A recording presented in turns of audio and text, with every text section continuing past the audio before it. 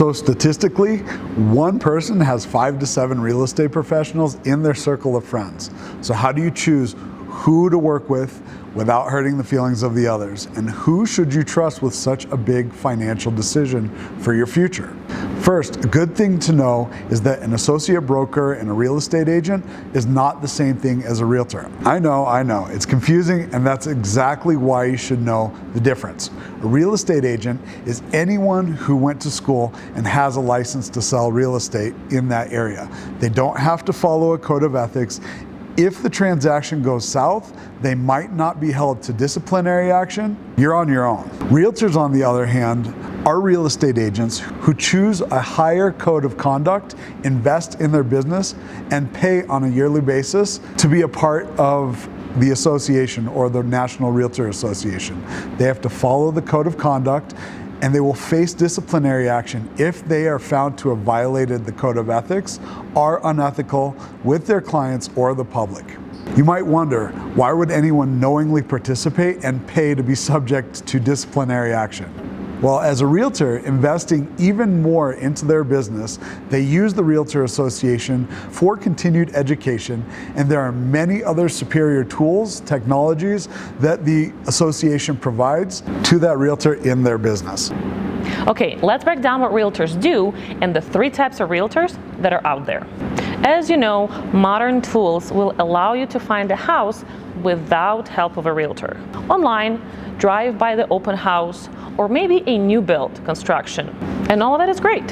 When you work with a realtor, you have many more options to find a home. Off market, maybe there will be a listing in the office that's about to come up, and you will have professional advice on schools, areas, latest market trends, so you can make overall better decision.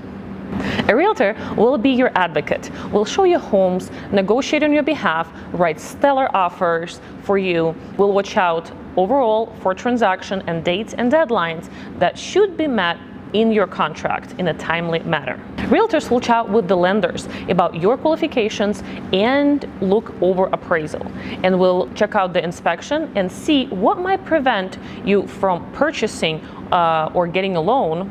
Realtors will make sure that title transferred free and clear, will look over all of the paperwork that you are presented throughout the real estate transactions, and so much more. Honestly, you'll be bored if I'll keep going because it's our job.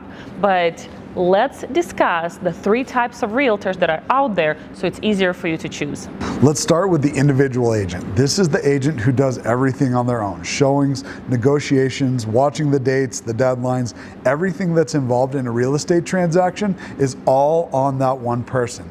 It could be good since you'll have one point of contact, but it might also be very overwhelming to you and the agent, which means things can be missed if the agent has more than one deal going at the same time. Individual agents with assistants are when the individual agent has a contracted or multiple contracted W-2 employees that can help them with some of the paperwork in the process. It's good because the agent will have some support and will be able to focus more on your real estate needs versus stressing out about basic administrative duties or clerical errors. Team member, an individual agent who is working with a team of 2 or more agents, has experienced team leaders who can help with questions as they come up, a transaction coordinator who facilitates all of the needed paperwork, an assistant who can pick up everyday tasks, and maybe virtual assistant.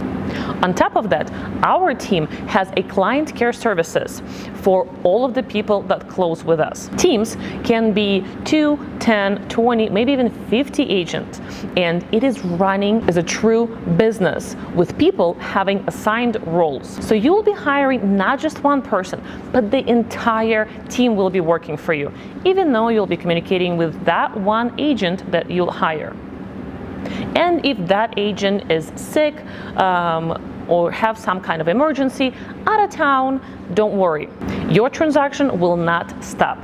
This agent will have a support of another team member or team leader, and their team will get you to the closing table and close your transaction smoothly.